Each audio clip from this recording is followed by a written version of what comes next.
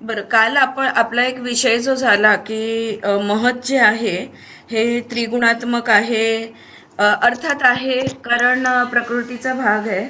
काल माझ्याकडनं ते स्टेटमेंट झालं की नाही, महत् त्रिगुणात्मक नाही. But that was a wrong statement in the sense I मेंट की ही पण आली मंगल. आय मेंट दॅट तिकडे त्रिगुण नाही आहेत. ओके. बट देन मला स्वतःला खूप क्लॅरिटी नाही मिळाली, थँक्स टू स्मिता, की तिने पॉइंट आउट केलं की समप्रमाणात असतील म्हणून त्रिगुण. ऑलराईट. पण काय केलं मी, थोडे गुरुजन आहेत, एक डॉक्टर मंजिरी गोखले आहेत, ठाण्याच्या. त्यांच्या वडील खूप वेल नोन आहेत. ऋषी महाराज म्हणायचे, गेल्या वर्षीच at the age of I think 98 और समथिंग ही पास्ट अवे. त्यांनी योगसूत्रांवर भाष्य वगैरे लिहिलेलं आहे. So I put my questions to her. दुसरं, मी पल्लवी कामत आपल्या ग्रुपमधली आहे, तिचा अभ्यास प्रचंड आहे, तर तिला पण हे मी पाठवलं. सो मी थोडंसं ते वाचून दाखवते की what are the questions that I asked and what are the answers that they give. हां.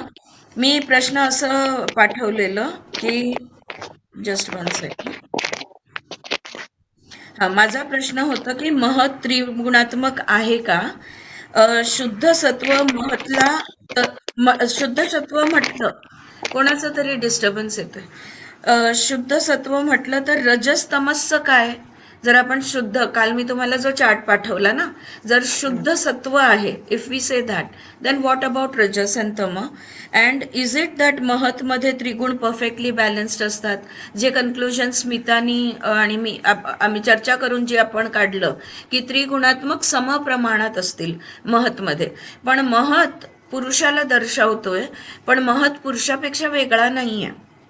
ऑलराईट. एवढंच आहे की त्रिगुण त्याच्यामध्ये असल्यामुळे तो प्रकृतीचा भाग बनतोय. सो महत म्हणजे शुद्ध बुद्धी होते actually. All right. This much is clear. पण ह्याच्यामध्ये थोडेसे मला वेगळी वेगळी उत्तरं मिळाली आहे दोघींकडनं, कारण त्या दोघींची उत्तरं जरा I will believe them more. तर मंजिरी गोखलेंनी लिहून पाठवलंय, महत् त्रिगुणात्मक आहे का? हो. शुद्ध सत्व म्हटलं तर रजस तमसचं काय? तिने उत्तर दिलंय, शुद्ध सत्वासारखं रजस आणि तमस हे पण शुद्ध असू शकतात. सो तिन्ही शुद्ध असू शकतात. तिसरा प्रश्न, और इज इट दॅट महतमध्ये त्रिगुण परफेक्टली बॅलन्स्ड असतात? तर तिने उत्तर दिलं की महत हे सत्व प्रधान, बाकी तमस आणि रजस हे बॅलन्स्ड असतात. ऑलराईट. आता see what two things she is sed, that शुद्ध सत्वसारखं रजस अँड तमस ही शुद्ध असू शकतात. आणि second thing she is saying is महत हे सत्व प्रधान, सो आपण म्हणतो ना डॉमिनंट गुण, आणि त्याला प्रधान म्हणतो, आणि बाकी रजस आणि तमस हे बॅलन्स्ड फॉर्ममध्ये असू शकतील. हां. पण पल्लवीने मला, तिने MA झालेली आहे ऑलरेडी, तिने मला इथे लिहून पाठवलंय की okay, this is what she has to say. Mahat is buddhi, prakriti is equal to balanced सत्वरजतम, सम्यवस्था ढळली, हा, इम्बॅलन्स ऑफ दी त्रिगुणास जगत निर्मिती, हे क्लिअर आहे आपल्याला. इम्बॅलन्स ऑफ दी त्रिगुणास झाल्यावर सत्व is light, so it comes up. जेव्हा इम्बॅलन्स झालं की सत्व वर येतं, कारण ते हलकं असतं. तिने उदाहरण दिलंय, जसं लोणी वर येतं ताकामध्ये, त्याप्रमाणे. सो शुद्ध सत्व बिकम्स ईश्वर. सो अविद्या अँड क्लेशास, कर्म and its fruits, time, space, ह्याच्याने त्याला काहीही फरक पडत नाही, असं तिचं म्हणणं झालं. सूत्र नंबर 1.24 बघितला तर हिअर ईश्वर इज पुरुष अधिक शुद्ध सत्व. शुद्ध बुद्धी आणि शुद्ध सत्व दोन्ही मिळून पुरुष बनतं. Creation of Ishwar makes the रजोगुण ॲक्टिव्ह. पण ईश्वर निर्मिती जेव्हा येते, बुद्धी निर्मिती जेव्हा होते, तेव्हा रजोगुण ॲक्टिव्ह होऊन जातो. सत्व आधिक्य अँड रजोगुण अलॉंग विथ तमो क्रिएट्स महत, दॅट इज इक्वल टू बुद्धी. म्हणजे हे वाचल्यावर असं वाटतं की मग मंजिरी गोखले ज्या म्हणतात ते बरोबर आहे, की सत्वप्रधान आणि बुद्धी आणि रजो आणि तमो हे समप्रमाणात तिन्ही मिळून बुद्धीची निर्मिती. सो पुरुष इज इक्वल टू आत्मा पर प्लस बुद्धी, दॅट इज इक्वल टू महत, दॅट इज इक्वल टू सत्व अधिक्य अधिक लिटिल तमोगुण अँड लिटिल रजोगुण.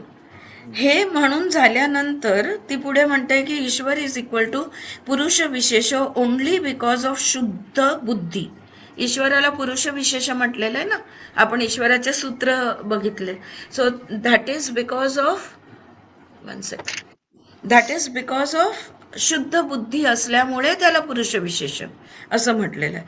ऑल अदर जीवाज हॅव रजोगुण अँड तमोगुण इन द बुद्धी. म्हणजे पुरुष विशेषामध्येच फक्त सत्व प्रधान असतं.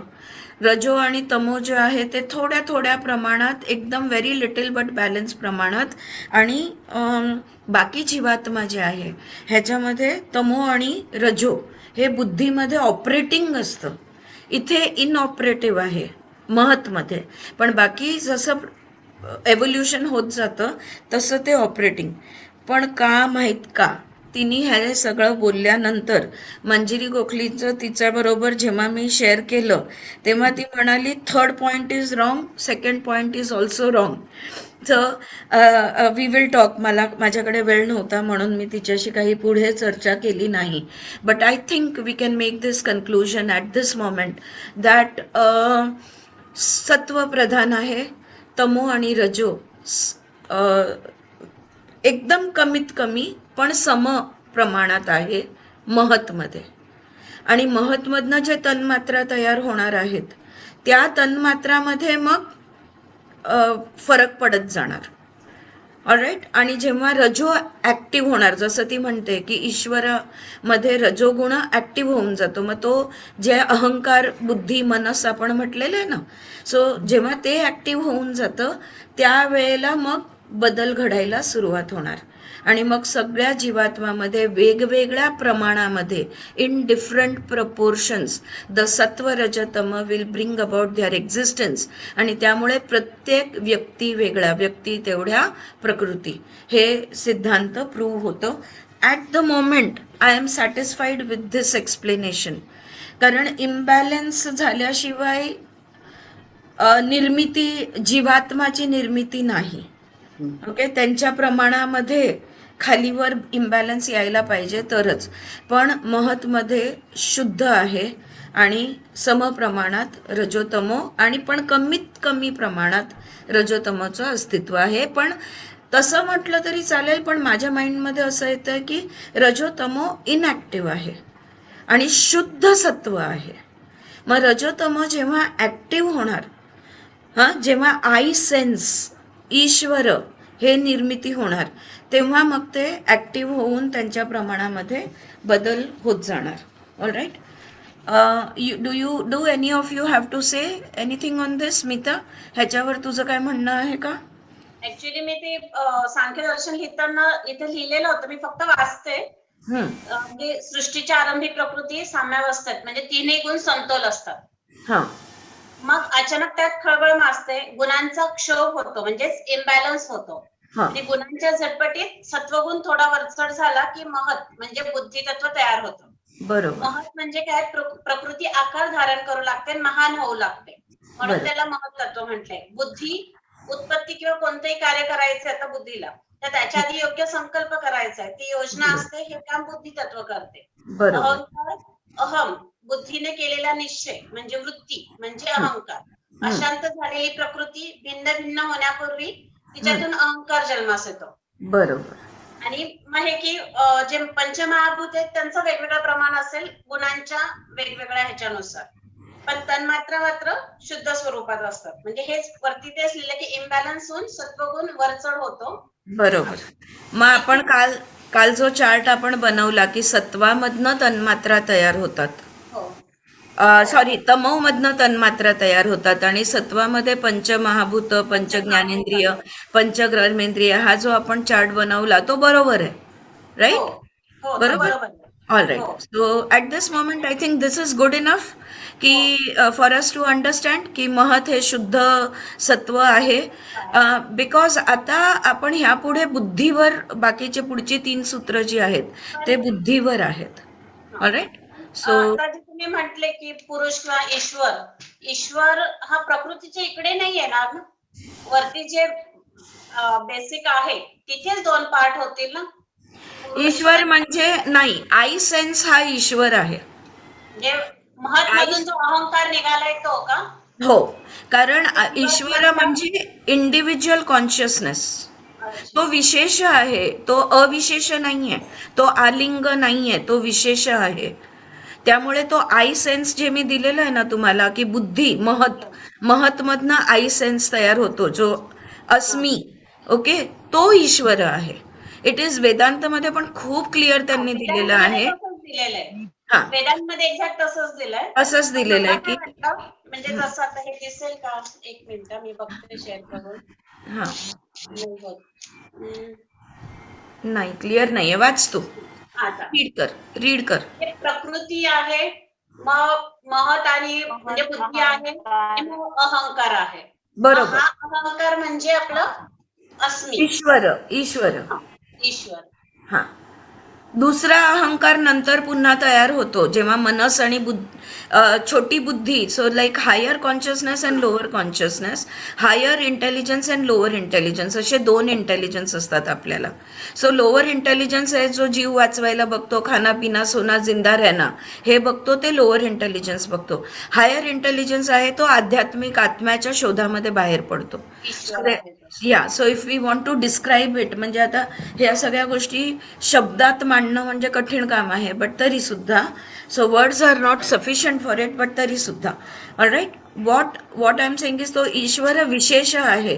सो पतंजलींनी जेव्हा ईश्वर विशेष म्हटलेलं, पुरुष विशेष जेव्हा म्हटलं, तेव्हा actually we are not able to understand.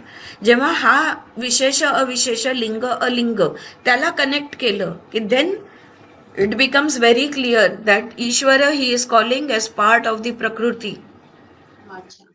which is individual consciousness. It is not that Purusha, the universal consciousness. So universal consciousness मधनं कॉस्मिक इंटेलिजन्स तयार झालं, महत, आणि महत मधनं मग पुढचे सगळे एव्होल्यूट्स त्याचे जे आहेत ते तयार झाले. कारण जे प्रकृती 25 तत्वांचं 4 वर्गीकरण केलेलं आहेत ना, हा, त्याच्यामध्ये न प्रकृती न विकृती हा पुरुष सांगितलाय. अविकृती केवळ प्रकृती म्हणजे शुद्ध प्रकृती आहे. हा, प्रकृती आणि विकृतीमध्ये महत, अहंकार आणि 5 तन्मात्रा येतात. ह्याला मग तयार विकार आणि करतात. विकृतीमध्ये बाकीचं आहे सगळं. Make sense, that also make sense. ते वर्गीकरण ही ओके. वेगवेगळ्या ग्रंथकारांनी वेगवेगळ्या रीते किंवा वेगवेगळ्या उपनिषदांमध्ये वेगवेगळ्या रीते समजवलं गेलं. I think this topic is pretty clear, so we will stop over here. आपलं resume.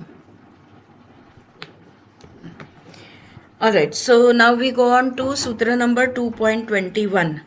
तदार्थ एव दृश्यास्मात्, एक minute, just let me get my Sanskrit book. तदर्थ एव दृश्यस्यात्मा, तदर्थ एव दृश्यस्यात्मा. शब्दफोड बघूया. तदर्थ, what is the meaning of तदर्थ? तदर्थचा अर्थ होतो for that objectivity, for that sake, त्यासाठी. What are we talking about? आपण लास्ट सूत्रामध्ये द्रष्टा दृश्य मात्रा शुद्धोपी प्रत्यया अनुपश्य हे वाचलेलं, right? So and the explanation was that the seer is pure consciousness, absolute knower. Although pure बुद्धी are witnessed by him as an onlooker, अनुपश्य म्हणून तो बुद्धीकडे बघत असतो. तर आता आपण तेच त्यालाच रेफरन्स देऊन इथे म्हणतो तदर्थ, फॉर दॅट ऑब्जेक्टिव्हिटी, तसं बघता येण्यासाठी. एव म्हणजे अलोन, एकटा. दृश्यस म्हणजे of the scene, of the knowable, म्हणजे आता द्रष्टा नाही, दृश्य कोण आहे? प्रकृती किंवा बुद्धी. So the meaning of the word दृश्यस्य, the one that is seen, म्हणजे बुद्धी किंवा प्रकृती. आत्मा म्हणजे पुरुष, seer, soul, awareness, consciousness. Okay, now you can use whatever words you are comfortable with. सगळ्यांचा अर्थ एकच होतो. काय म्हणतंय हे सूत्र? तदार्थ एव दृश्यस्यात्मा, द बुद्धी or the prakriti exist solely to serve the seers to purpose, that is इमॅन्सिपेशन.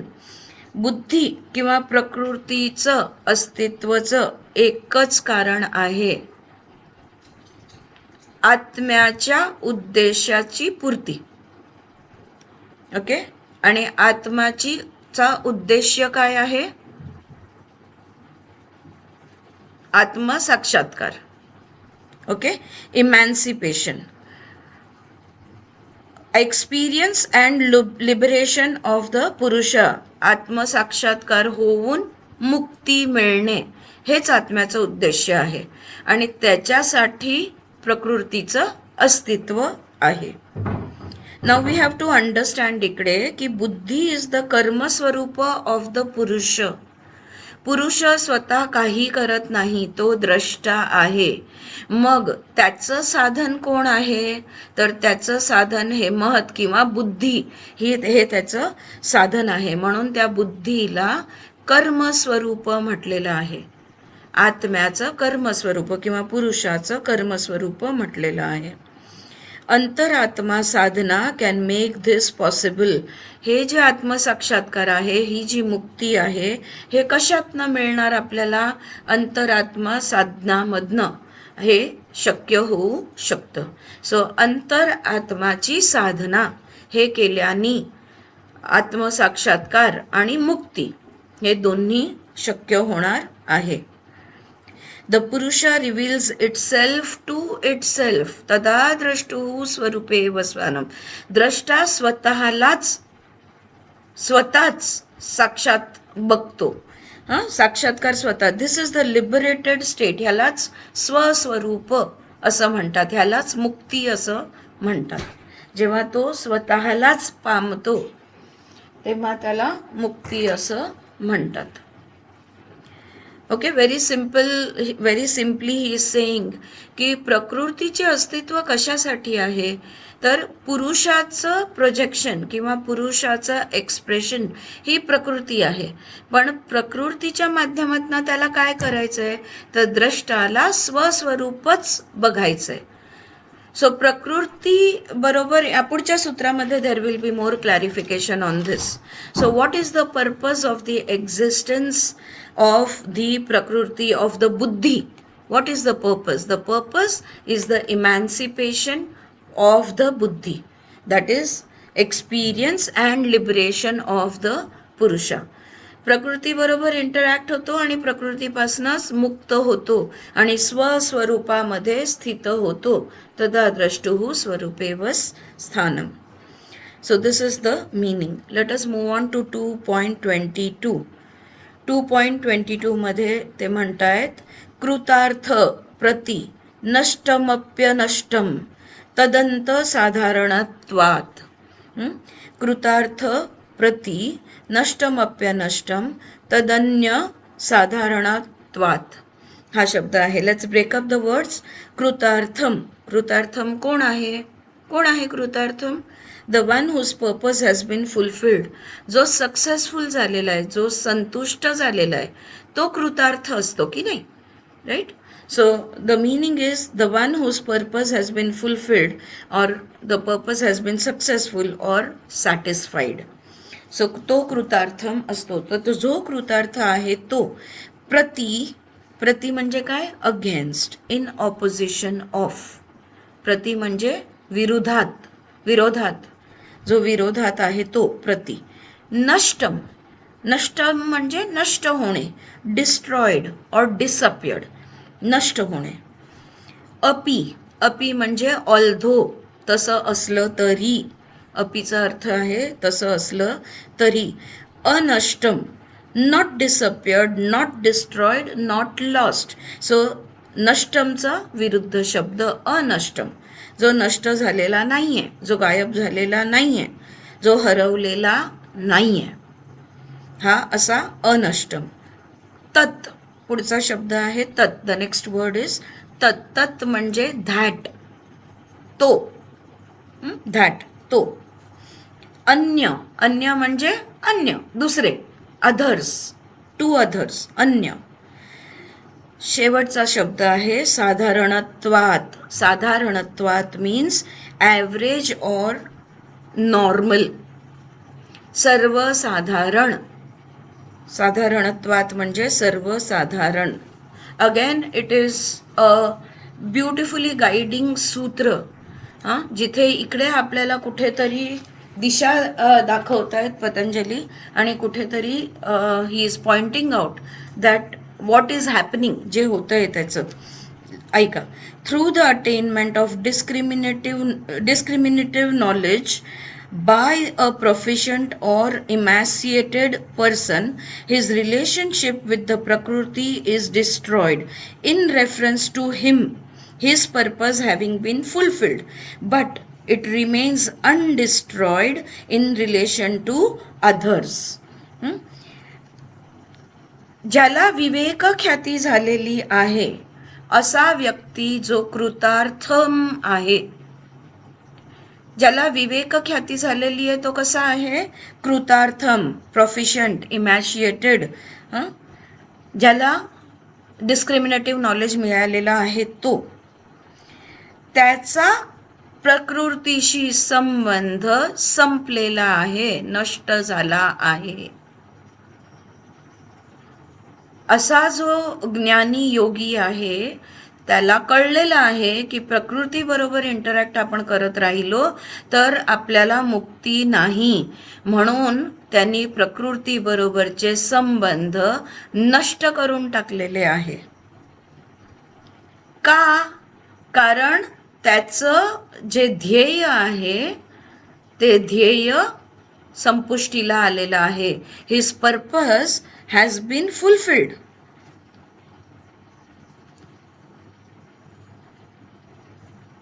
म्हणून तो कृतार्थम आहे ना, त्याचं पर्पज फुलफिल झालेलं आहे. का? कारण त्याचं ध्येय पूर्ण झालेलं आहे. पण बट हे जे दुसरे आहेत, अन्य जे आहेत, त्या अन्य ज्यांना विवेक ख्याती झालेली नाहीये त्यांचा प्रकृतीशी संबंध अनष्ट आहे. अंडरस्टँड? त्यांचा they are still in interacting with the प्रकृती. सो ते अन्य आहे. जो कृतार्थम आहे त्याचा प्रकृतीशी संबंध संपलेला आहे. पण अन्य जे आहेत त्यांचा संबंध, अन्य कोण? अन्य साधारणत्वात, म्हणजे जे साधारण सर्वसाधारण व्यक्ती जे आहेत त्यांचा प्रकृतीशी संबंध अजूनही नष्ट झालेला नाहीये, म्हणजे अनष्टम आहे. Its processes continue to affect others. आणि त्यामुळे प्रकृतीचा बाकीच्यांवर होणारा परिणाम, अन्य साधारण लोकांवर होणारा परिणाम कंटिन्यूज. सो ते चालूच आहे. All right. Okay, let's understand this. To the one who has fulfilled his purpose, there is no more experience of the seen. So जो कृतार्थम आहे, ज्याचं ध्येय पूर्णत्वाला आलेलं आहे आणि ज्यांनी त्याला दृश्य जे आहे त्या दृश्य बरोबर आता त्याला कुठलाच अनुभव त्याचा शेष राहिला नाहीये आणि तो कुठलाच ह्यापुढे अनुभव त्याचा घेणार नाहीये, तिचा प्रकृतीचा अनुभव घेणार नाहीये. For the other ordinary ones the experiences of the seen are not lost. पण जे सर्वसाधारण अन्य लोक आहे त्यांचा प्रकृतीबरोबरचा अनुभव सुरूच आहे, हे इथे म्हणतायत. The world of appearances no longer hold the self-realized soul in bondage. ज्याला आत्मसाक्षात्कार झालेला आहे, दृश्य, वर्ल्ड ऑफ अपिअरन्सेस म्हणजे दृश्यम, जे दृश्य आहे त्याच्यामधनं तो सुटलेला आहे. In short we can understand it as mental and sensory prison. आपण मानसिक आणि इंद्रियाच्या माध्यमातनं, सेन्सेसमधनच्या माध्यमातनं आपण प्रकृतीच्या बंधनात आहोत. पण हा जो कृतार्थम आहे तो त्याच्यातनं सुटलेला आहे. But the ordinary mortal still live in that world which dominates their life and experiences. पण जे अन्य साधारण लोक आहेत त्यांच्या आयुष्यामध्ये तर प्रकृतीचा खेळ पूर्णतः चालूच आहे आणि त्यांचा अनुभव जो आहे हे कंटिन्यूड आहे आणि त्यांचा आयुष्य त्या अनुभवांनी भरलेला आहे. Reality changes for the wise. जो कृतार्थम आहे, जो विवेकीन आहे, त्याच्यासाठी सत्यचा अनुभव झाल्यामुळे त्याचं सत्य बदललेलं आहे. But they have to cope with the rest of the world who live in the material dimension. पण भौतिकतेमध्ये बाकीचे लोक तर भौतिकतेमध्येच जगत आहेत, तर त्यांच्याबरोबर तर ह्याला डील करायचंच आहे. He has to deal with the others who are still in the game of life. Even though he is out of that game, he still has to deal with the others. So Patanjali here is pointing out that even though your aim, your purpose has been fulfilled, you still have to deal with the others whose purpose have not been fulfilled. Now this brings about new challenges. All right. So how do we deal with that? खूप सुंदर वाक्य दिलं होतं in one of the books that I read. Be gentle with those who stay behind. So मृदुताने बाकीच्या लोकांबरोबर त्याला interact करायला लागेल, शांतपणे त्याला इंटरॅक्ट करायला लागेल. कारण हे वाक्य मी टाकलं तिकडे की nothing has changed except you. फक्त तो कृतार्थम आहे, तो बदललेला आहे, तुम्ही बदललेला आहेत, पण बाकी सगळं जैसे थे, जसं आहे तसंच त्याच्याबरोबर डील करायला लागणार आहे. ऑलराईट. सो दिस इज कृतार्थम प्रति नष्ट्यपि नष्ट्यमप्यनष्टम तदन्य साधारणत्वात. Okay. Now let us move on to 2.23. पुढे इथे 2.23 मध्ये पतंजली म्हणतायत, स्वस्वामी शक्योः स्वरूपो उपलब्धी हेतुः संयोगः. Here he is defining the संयोगः. स्वस्वामी शक्योः स्वरूपो उपलब्धी हेतुतः संयोगः. लेट अस ब्रेक डाउन दिस सूत्र. स्व. आता इथे स्व कोण आहे? बुद्धी. Who is the swa over here? Buddhi, one's own of being किंवा nature, प्रकृती. स्व. स्वामी, स्वचा स्वामी. So Swami is the owner, the master, the seer. So स्व झाला प्रकृती आणि स्वामी कोण आहे? द्रष्टा किंवा आत्मा. स्वस्वामी. शक्योः. शक्त्योचा अर्थ होतो शक्ती, स्ट्रेंथ ऑफ द प्रकृती अँड पुरुष, पॉवर ऑफ द टू. या दोघांची शक्ती. शिवशक्ती, शिव आणि शक्ती म्हणतो ना आपण. सो इकडे प्रकृती आणि पुरुष दोघांची शक्ती, the power of the two. स्वरूप. स्वरूप म्हणजे फॉर्म किंवा वन्स ओन, स्वतःचं. स्वरूप म्हणजे स्वतःचं. उपलब्ध. उपलब्ध मीन्स ऑब्टेन, परसीव और एक्सपिरियन्स. मिळवणे किंवा अनुभव घेणे, उपलब्धी करणे. उपलब्ध. हेतुः. हेतू म्हणजे रिझन. काय आहे हेतू? पर्पस, कारण. हेतू इज रिझन, पर्पस और कारण. संयोग. संयोग म्हणजे युनियन और conjunction. All right, let us see what the sutra is saying. The union म्हणजे संयोग of the purusha and the prakriti. पुरुष म्हणजे स्वामी आणि प्रकृती म्हणजे स्व. is, त्याचा हेतू काय आहे? is for the seer to discover his own true nature.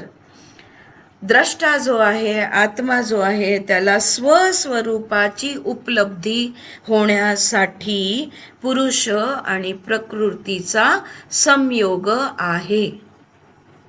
Why is the Purusha and the Prakriti together?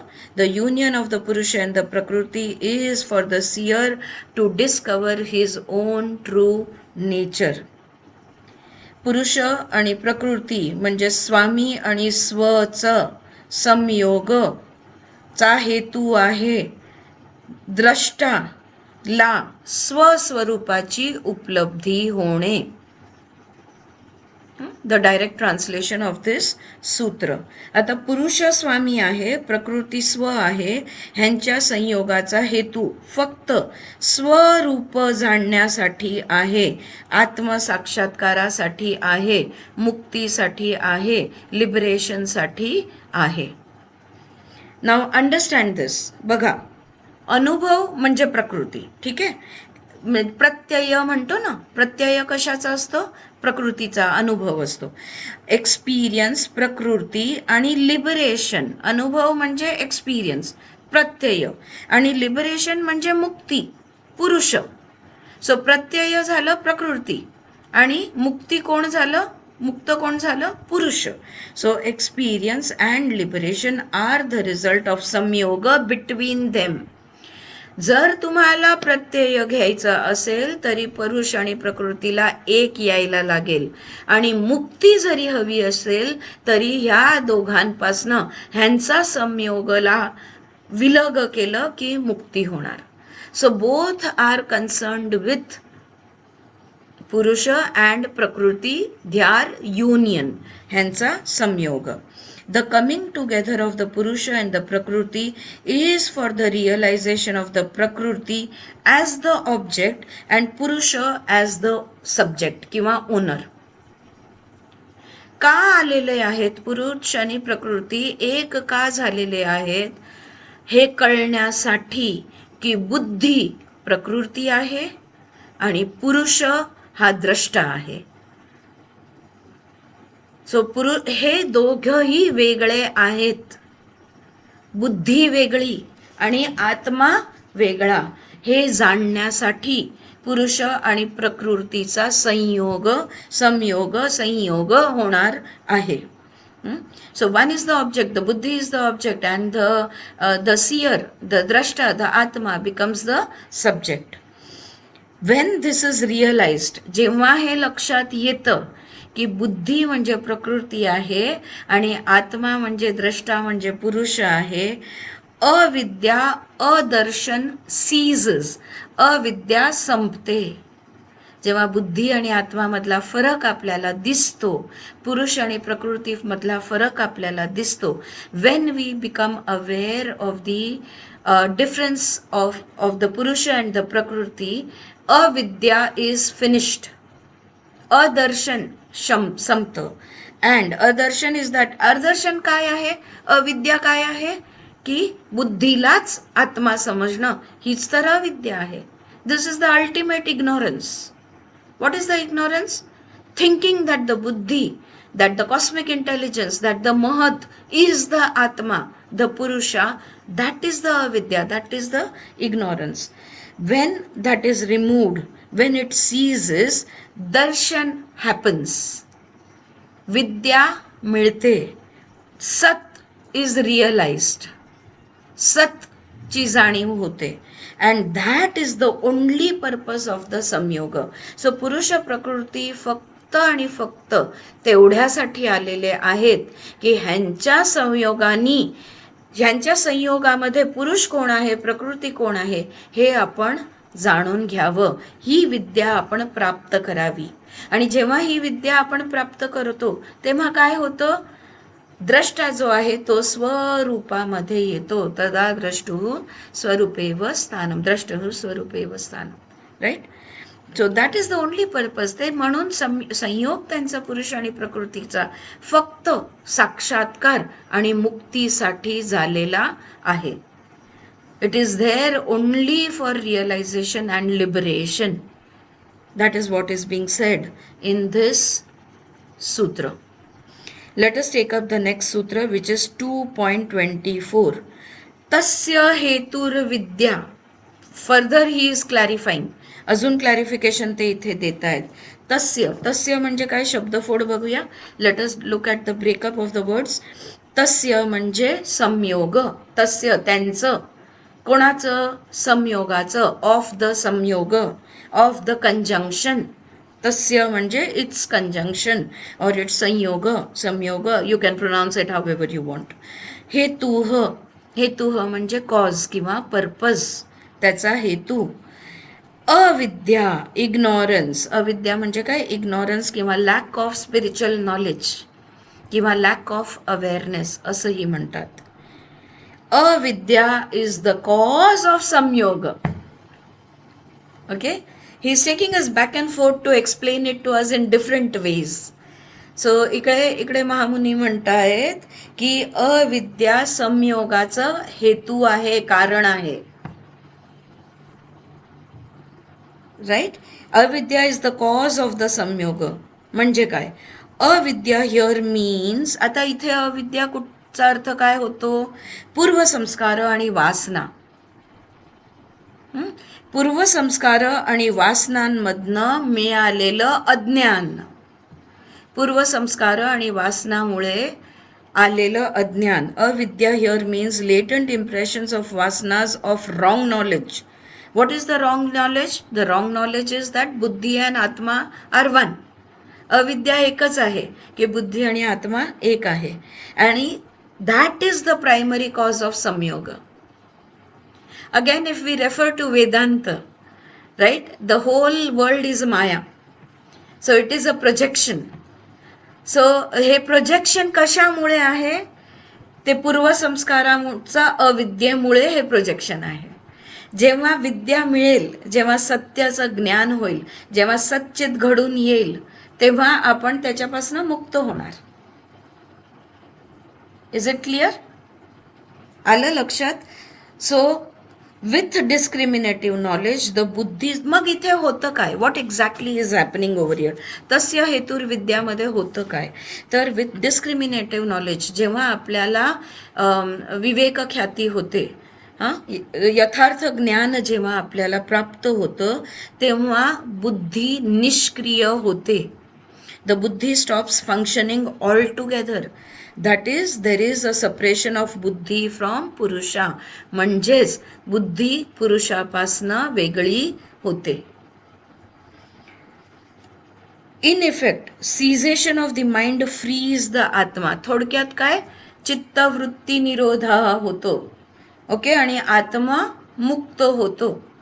अविद्येपासनं मुक्त होतो, अज्ञानातनं मुक्त होतो, प्रकृतीपासनं पुरुष मुक्त होतो. मोक्षा रिझल्ट्स ह्यालाच कैवल्य प्राप्ती असंही म्हणतात. Alright. Now at this point Aranyas Vyasabhashya जे आहे, I want to read out 2 paragraph. The last 2 paragraph, अजून हे क्लॅरिटीसाठी I want to read out the last 2 paragraph of Aranyas Vyasabhashya. ह्याच्यातलं मी हे थोडंसं वाचून दाखवते.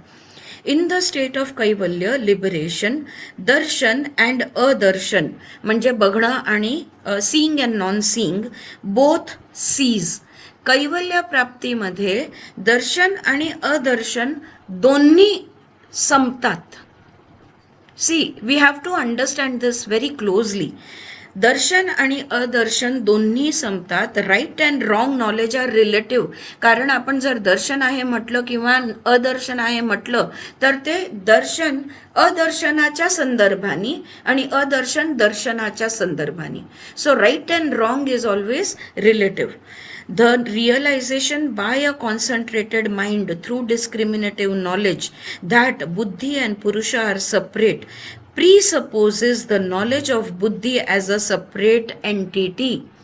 जेव्हा आपण असं म्हणतो की ओ मला कळलं की बुद्धी आणि पुरुष हे वेगळे आहेत, ह्याचाच अर्थ असा होतो की बुद्धी वेगळी आहे हे आपल्याला नक्की माहिती आहे. Right? We are aware of it. That knowledge I have or had buddhi is an erroneous knowledge. तर गल्लत इथेच होते की बुद्धी माझ्याकडे आहे हे समजणं, इथेच गल्लत आपली होते. That knowledge I have or had buddhi is an erroneous knowledge. Liberation in the shape of complete cessation of the mind cannot take place as long as awareness of the buddhi remains. बुद्धीची सजगता जोपर्यंत आपल्याला आहे, कुठलीही सजगता जोपर्यंत आपल्याला आहे, if you से अहम ब्रह्मास्मी, then you are in the experience of knowing yourself. तोपर्यंत मुक्ती नाही, कैवल्य प्राप्ती नाही. Think about what I am saying, think about what is being sed over here. ज्ञान आणि अज्ञान दोन्ही नसणे म्हणजे मुक्ती. राईट अँड रॉंग एकमेकांना रिलेटिव्ह आहेत. ती रिलेटिव्हिटी आपण काढून टाकली. जर मला आत्मसाक्षात्कार झाला असं जर मी म्हटलं तर मला आत्म्याचा साक्षात्कार नाही, मला बुद्धीचा साक्षात्कार झालाय. आणि जर बुद्धीचा साक्षात्कार झालेला आहे म्हणजे मी अजूनही अविद्येमध्येच आहे. Okay, this is how I am understanding it. Let me read ahead. पुढे ते म्हणतायत, thus in Kaivalya there is neither discriminative knowledge nor erroneous knowledge. कैवल्य प्राप्तीमध्ये सत आणि असत दोन्ही गायब.